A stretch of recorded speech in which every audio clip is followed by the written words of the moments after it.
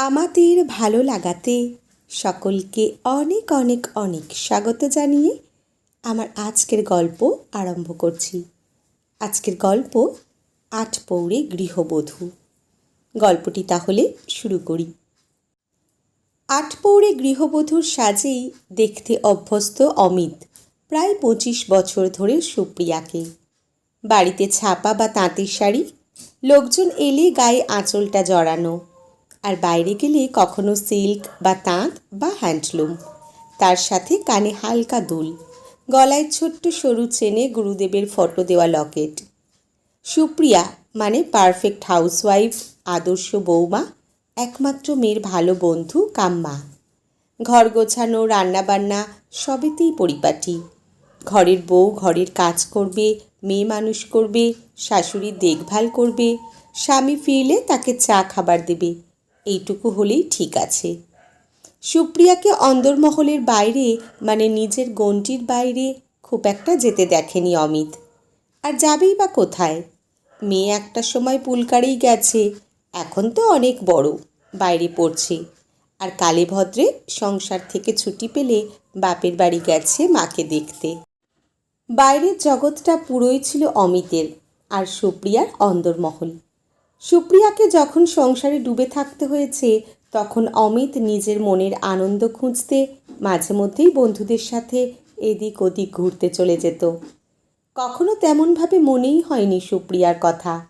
জানতো যে সুপ্রিয়া অভ্যস্ত এই একাকিত্বে। তাছাড়া একা আবার কোথায়? কত কাজ বাড়িতে, মা আছে, মেয়ে আছে, কাজের বউয়েরা আসা যাওয়া করছে, সেসবও তো সামলাতে হয়। সুপ্রিয়া এফএমে রবীন্দ্রসঙ্গীত শুনত, এই আকাশে আমার মুক্তি আলোই আলোই। হয়তোবা স্বপ্ন দেখত একটা খোলা আকাশের। কতদিন বাইরে যায় না, শাশুড়ি মাকে রেখে ওভাবে তো সবাই মিলে যাওয়া যায় না। তাই অমিতকে মুক্তি দিয়ে স্বেচ্ছাবন্দিত্ব মেনে নিয়েছিল সুপ্রিয়া। শুধু মাঝে মাঝে 2-1 দিনের ছুটিতে মায়ের কাছে আসা। মা বলতো, আমার যেসব দিতে হবে সে তো আমি জানি। গানটা একটু গাইবি শুয়া? অনেক দিন গাই না মা, এখন আর গলাটা ওঠে না। আসলে ও বাড়িতে সেভাবে গান গাওয়া হয় না। কেন যে গানটা নষ্ট করলি? অথচ একটা সময় এই গানই ছিল তোর প্রাণ। কি ভালোবাসতিস রবীন্দ্রসঙ্গীত। অবশ্য তোর বাবুও ছিল এমন গান পাগল। ভালোবাসা তো থেকেই যায় মা, ওটা মরেনি। গান তো শুনি রেডিওতে, গাওয়া হয় কম। ওই গুনগুন করি কখনো। একটা সময় ও রেওয়াজ করলে মা পাশে বসে থাকতো। অমিত অবশ্য এইসব নিয়ে মাথা ঘামায়নি। বিয়ের আগে সব মেয়েই টুকটাক গান শেখে, তেমনি ভেবে আর মাথা ঘামায়নি। তবে এই 25 বছরে সুপ্রিয়া বুঝেছে, ব্যবসায়ী অমিতের মতে মেয়ে মানুষের বেশি এদিক ওদিক মন থাকলে সংসারটা ঠিকমতো করা হয় না। এই আর কি, গান গেয়ে বেড়ালে বা চাকরি করলে অথবা থিয়েটার করলে বা গল্প লিখলে সংসারে মন দেবে কখন? তবুও সংসারের মাঝে মনকে বেঁধে ফেলা সুপ্রিয়া আনমনা হলো। আজকাল আর সংসারে মন বসে না সুপ্রিয়ার। মা চলে যাওয়ার পর হঠাৎই মনে হলো মুক্তির খোলা আকাশটা আর নেই। তার মধ্যে মেয়েটাও চলে গেল বাইরে পড়তে। ওর বায়না মেটাতেই তো কত সময় চলে যেত। তারপর একসাথে চলতো খুনসুটি, কখনো বা গল্পও হতো। এখন তো কথা বলার লোকই তেমন নেই। শাশুড়ি মা এমনিতেই চুপচাপ, তারপর টিভির নেশা, ঘরে বসে রিমোট হাতে চ্যানেল ঘোরাচ্ছেন। গরমের ছুটিতে বাড়িতে এসে রুনা দেখল এক আনমনা মাকে। মা যেন কেমন হয়ে গেছে আজকাল, আর গানও শোনে না। অথচ একটা সময় রেডিও পাশে রেখে কত গান শুনত। বুঝতে পারি দিদুন ছাড়া মায়ের যেহেতু কেউ ছিল না, তাই মায়ের খুব একলা লাগে। আচ্ছা বাবা, তুমি একটু তাড়াতাড়ি এসে মাকে সময় দিতে পারো তো? মা কেমন যেন একলা হয়ে গেছে, সেই হাসি খুশি ভাবটা যেন নেই। বাড়িতে আসছি তো যেমন আসি। এই তো সেদিন গুরুদেবের আশ্রমে গেলাম গাড়ি করে, তোর মা নিজেই তো বলল যাবে। ওহ বাবা, একটা মুভিতে যাও, মলে নিয়ে যাও মাকে, শপিংয়ে নিয়ে যাও। হাসে অমিত। ঠিকই আছে, তুই এসেছিস, সব ঠিক হয়ে যাবে। মায়ের সাথে থাক, আমার তো সারাদিন কাজ, সন্ধেবেলা একটু আড্ডা না দিলে মাথাটা হালকা থাকে না। সত্যিই তো, হস্টেলে বন্ধুদের মায়েরা কি সুন্দর jeans, T shirt, palazzo, kurta সব পরে আসে, আর মাসি চিরকাল শাড়ি পরেই কাটিয়ে দিল। কি অজুহাত যে ঠাকুমা পিসিরা পছন্দ করে না। মাকে 2 বছর আগেই একটা ফেসবুক অ্যাকাউন্ট খুলে দিয়েছিল। সেই যে একখানা ছবি ডিপি করেছিল তখন, তাও পাল্টায়নি। কি যে করে কে জানে। না, মাকে একটু গ্রুমিং করাতে হবে। ধুর, বাড়িতে এসে মাকে ডিপ্রেসড দেখতে ভালো লাগে নাকি? সুপ্রিয়া কিন্তু করলেও রুনাই লেগে গেল মাকে সাজাতে। কি করছিস? কতগুলো টাকা শুধু শুধু খরচ করলি? মা, আমার পকেট মানি, তাই আমার যা ইচ্ছে করব, তুমি কিছু বলবে না। 4টে কুর্তা, প্লাজো, লেগিংস কিনে ফেলল রুনা। দাঁড়াও, আজ দেখব তোমাকে কেমন লাগে। কি যে করিস না, এগুলো পরেছি কোনো দিন? শাড়িতেই এখন ঠিকঠাক লাগে, আর রাত্রিটুকু ম্যাক্সি পরি। দেখো কত ফ্রি লাগবে। রুনার হাত ধরে সুপ্রিয়ার সাজ বদল হলো। চুলটাকেও বাদ দিল না রুনা। দেখো, হেয়ার স্টাইল চেঞ্জ না করলে লুকটা পাল্টায় না। আরে ছোট তো করছো না একদম। আর হ্যাঁ, ওই বড় টিপ নয়। সুপ্রিয়া আয়নার সামনে নিজেকে দেখে। আগে একটা সময় সালোয়ার কামিজ পরেছে, 2-একটা বিয়ের পরও পরেছে পুরী বা দীঘা বেড়াতে গিয়ে, তবে অনেক দিন পরা হয়নি। কি গো, কেমন লাগছে? বয়স তো 1 লাফে 10 বছর পিছিয়ে গেল দেখছি। ব্যাস, দাঁড়াও, একটা ছবি তুলে রাখি, ডিপিটা এবার পাল্টাবো। সুপ্রিয়ার বন্ধু বা আত্মীয় স্বজনের কাছে এ এক নতুন ভোল পাল্টানো সুপ্রিয়া, যাকে গায়ে আঁচল জড়ানো অবস্থায় হাসি মুখে চা জল খাবার দিতেই সবাই দেখেছে। সুপ্রিয়া ভেবেছিল অমিত হয়তো খুব খুশি হবে, হয়তোবা চোখে একটু অন্য চাউনির ছোঁয়া দেখবে। সত্যি যেন সন্ধে থেকে মনে হচ্ছে কি হয়। শাশুড়িমা দেখে বললেন, ভালো করে নাও যা ইচ্ছে, মেয়ে যখন জোর করেছে। অমিত সুপ্রিয়ার চেয়ে প্রায় 10 বছরের বড়, তবে সুপ্রিয়ার কাছে অমিতের মানসিক বয়স শারীরিক বয়সের থেকেও বেশি। তাই সুপ্রিয়ার নতুন সাজ অমিতের মনে কোনো প্রতিক্রিয়া সৃষ্টি করল না, বা করলেও তা প্রকাশ করল না, পাছে সুপ্রিয়া আরও উৎসাহ পায়। রাতে যথারীতি পাশ ফিরে শুয়ে পড়ল অমিত। অমিতের গায়ে আস্তে আস্তে হাত রাখে সুপ্রিয়া। কি গো, আমাকে কেমন লাগলো কিছু বললে না তো? তোমার কি রাগ হয়েছে নাকি? ঘুম জড়ানো গলায় অমিত বলল, কেমন লাগলো তা কি 25 বছর পরে আবার নতুন করে বলতে হবে নাকি?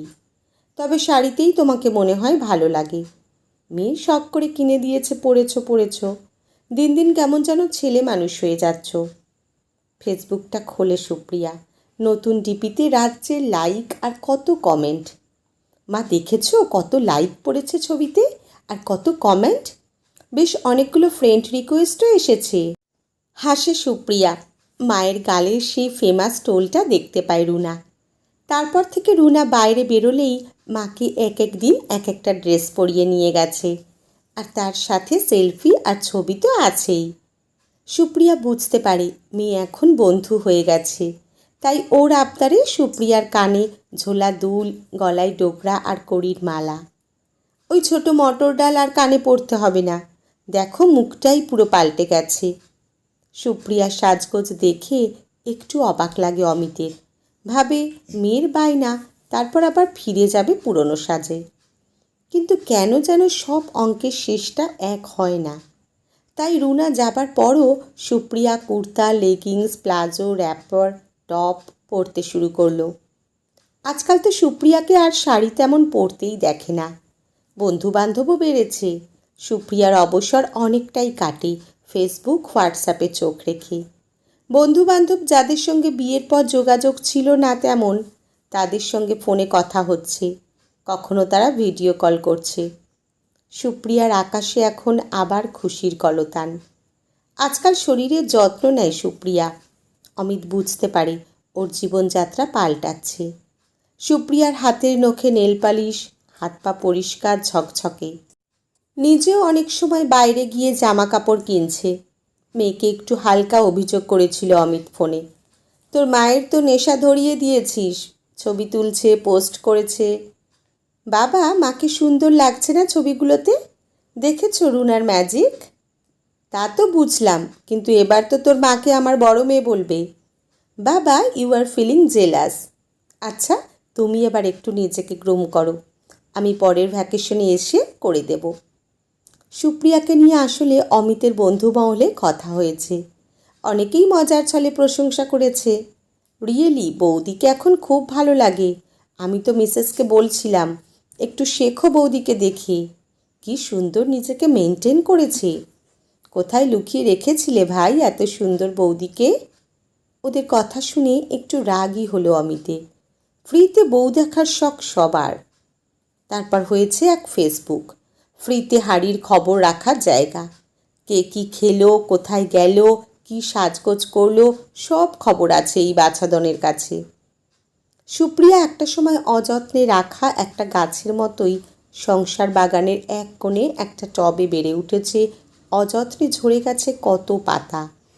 সেই গাছটা আবার নতুন করে ফুলে ফুলে ভরে ওঠাতে খুশি না হয়ে বিরক্ত হলো অমিত। এতটা ফুর্তি হঠাৎই এই বয়সে? আজকাল যেন একটা ঘোরে থাকে সুপ্রিয়া, বেশ উচ্ছল, ছটফটে, কখনো একটু বেশি ইমোশনাল বিছানাতেও। অমিত বলে ফেলে কোনো এক সময়, আরে বয়স হচ্ছে তো, নাকি বয়স কমছে? আজকাল মাঝে মাঝে হারমোনিয়াম নিয়ে বসে সুপ্রিয়া বিকেলে। ও বাড়ি থেকে নিয়ে এসেছে ওটা, ওখানে তো পড়েই ছিল। এখন তো আর কেউ বলে না, শুয়া একটা গান কর না শুনি। শাশুড়িমা বিকেলে বেশ বিরক্ত হন। আমার হয়েছে যত জ্বালা, গানের ঠেলাতে সিরিয়ালের কথাগুলো কানে যায় না। একদিন, দুদিন, 3 দিন। মাঝে ননদও এসে বলে গেছে, আগেই তো বেশ ছিলে, লক্ষ্মী লক্ষ্মী লাগতো। 2 দিন বাদে শাশুড়ি হবে, এই বয়সে আবার কি হলো, হঠাৎ যে ভোল পাল্টালে? সুপ্রিয়া জবাব দিল, বুড়ো বয়সেই তো ভীমরতি হয়, তাই হয়েছে বোধহয়। ভেতর থেকে একটা দীর্ঘশ্বাস বেরিয়ে আসে সুপ্রিয়ার। 21-এর সুপ্রিয়া এখন 46-এ, আক্ষরিক অর্থে এখন বুড়ি। তবে কখন যে কচি মনটা মরে গিয়েছিল বুঝতেই পারেনি। রুনাই হঠাৎই ফেরত দিল মনটা। রুনার চোখে মুখটা দেখে মনে হলো ভালোই তো এখনো মানায়। হয়তো শখগুলোও আছে ঘাপটি মেরে কোথাও। তাই হোক না, একটু নিজের মতো চলা। অমিত সেদিন একটু তাড়াতাড়ি ফিরেছে। সুপ্রিয়া গাইছে, এবার তোর মরা গাঙে বান এসেছে, জয় মা বলে ভাষা তৈরি। শাশুড়িমা ডাকেন অমিতকে, কি ব্যাপার বলতো, একটু টিভি দেখবো তারও উপায় নেই এই গানের গুতোয়। অমিত বিরক্তি প্রকাশ করল ঘরে এসে। এই প্রথম উদ্ধত হয়ে উঠল সুপ্রিয়া। তোমরা কি ভেবেছ, আমি কি সব বন্ধ করে দম বন্ধ হয়ে মরব? আমি দরজা দিয়ে গাইব, তবুও গাইব। বললাম মায়ের অসুবিধা হয়, তুমি তো এমন ছিলে না, সবার সুবিধা দেখেই চলেছ এতদিন। চিৎকার করে ওঠে সুপ্রিয়া, খুব ভুল করেছি, সবার সুবিধা দেখতে গিয়ে নিজের সুখটাকে গলা টিপে মেরে ফেলেছি। ব্যবসা, বন্ধুবান্ধব সব দেখেছ, কোনোদিন আমার মনটা বুঝেছ? কথা কাটাকাটি অনেক দূর গেল। আজ সুপ্রিয়া থামল না, বলল অনেক কথা। চোখে আজ আর জল এলো না। অমিত সেদিন বিকেল বিকেল ফিরে এসেছে। নিচের থেকে আওয়াজ পেল, সুপ্রিয়া গাইছে, তোমার খোলা হাওয়া লাগিয়ে পালে টুকরো করে কাছি, আমি ডুবতে রাজি আছি তোমার খোলা হাওয়া। দমকা হাওয়ার মতোই দরজা খুলে অমিত ঢুকল। দেখল ভিডিও রেকর্ডিং করছে সুপ্রিয়া। ভালো লাগলো? না না, একটুও ভালো লাগলো না, বরং খুব রাগ হলো। একইভাবে গেয়ে যাচ্ছে সুপ্রিয়া, ওকে কোনো পাত্তা না দিয়েই। প্রথমে সন্দেহ, কানাকানি, ফিসফিস। তারপর একদিন অমিত বুঝল ওর ধারণাই ঠিক। ডুবে ডুবে জল খাচ্ছে সুপ্রিয়া, আর সেই জন্য নতুন করে এত পুলক জেগেছে ওর মনে। পরকীয়া, ছি, এই বয়সে! ঝগড়া অশান্তি গড়ালো অনেক দূর। আমি ভাবতেই পারি না শেষে তুমি। এই জন্যই বাড়ির বউকে বেশি স্বাধীনতা দিতে নেই। হাসে সুপ্রিয়া। স্বাধীনতা কোনো দিন ছিল নাকি? কোনো দিনই ছিল না। আর আমি কি করছি? সারাদিন মেসেজে কি হয় তা আমার জানা আছে। গান রেকর্ডিং হচ্ছে, পাঠানো হচ্ছে, তাই ভাবি হঠাৎ এত গান গাওয়া কেন? এতদিন তো শুনিনি। শুনতে চেয়েছো কোনো দিন? মেয়েকেও কোনো দিন গান শেখাতে চাওনি, তাই দেরি হলেও শুরু করেছি, আর থামবো না। কে উৎসাহ দিচ্ছে শুনি? প্রতিম? ছি, শেষে পরকীয়া। ও আমার বন্ধু, একসাথে কলেজে পড়তাম। ওই তো মনে করালো আমি একদিন গান গাইতাম, ওর সাথেও ডুয়েট গেয়েছি। একটা ভিডিও করবে বলে রেকর্ডিং করতে বলেছিল। জানা আছে আমার কত বন্ধুত্ব। পুরনো প্রেম ফিরে আসছে বুড়ো বয়সে, ফেসবুকের কল্যাণে। তাই এত সাজার ঘটা। অমিতের কথা যেন মনের থেকে শরীরে এসে বিঁধতে থাকে সুপ্রিয়ার। প্রতিমকে পছন্দ করতো হয়তো এক সময়, তবে সাহস করে বলেনি কখনোই। কি করে বলবে? তখন বেকার চাকরি করতো না। সুপ্রিয়ার বাবা অসুস্থ, তাই তাড়াতাড়ি পরীক্ষা দিয়েই ওর বিয়ে হয়ে গেল। তারপর যোগাযোগ আবার 25 বছর পরে। এখন বন্ধুত্বটুকুই শুধু আছে, মানে বেঁচে আছে। একটু ভালো কথা শুনতে পায় প্রতিমের কাছে সুপ্রিয়া। ভালো কথাটুকু যে কত দামি তা এখন বোঝে সুপ্রিয়া। যা হয়তো শুধু ভালো বন্ধুই বলতে পারে, একটু উৎসাহ দিতে পারে। তবে পারফেক্ট হাউসওয়াইফ সুপ্রিয়া হেরে গিয়েছিল অমিতের জেদের কাছে। অমিত ভেঙে চুরে দিয়েছিল সেদিনই ফোনটা রাগের মাথায়। ডিলিট করে দিয়েছিল সুপ্রিয়ার ফেসবুকের অ্যাকাউন্ট। সুপ্রিয়ার ফেসবুকের বন্ধুদের কাছ থেকে হঠাৎই হারিয়ে গিয়েছিল সুপ্রিয়া। বন্ধুত্ব তকমা পেয়েছিল পরকীয়ার। খবরটা গিয়েছিল মেয়ে রুনার কাছেও। শোন, মায়ের মাথাটা আর খাস না, তোর জন্যই এত কাণ্ড বাড়িতে। বাবার কাছে শুনতে ইচ্ছে করেনি মায়ের কথা, তাই মাকে জিজ্ঞেস করেছিল। মেয়ের কাছে হাউ হাউ করে কেঁদেছিল সুপ্রিয়া। তুই বিশ্বাস কর রুনা, ও আমার বন্ধু ছিল। একটু কথা বলতাম, কিছুক্ষণের জন্য হারিয়ে যেতাম কলেজের খেলার মাঠে, অডিটোরিয়ামে বা লাইব্রেরিতে। আসলে আমার কথাগুলো কেউ শোনেনি কোনো দিন, ও শুনতো আমার কথা। চোখটা ভিজল রুনারও। ও যে বড় হচ্ছে, আজ যেন মায়ের সাথে কোথাও একটা মিলিয়ে নিতে পারল নিজের অদেখা ভবিষ্যৎ।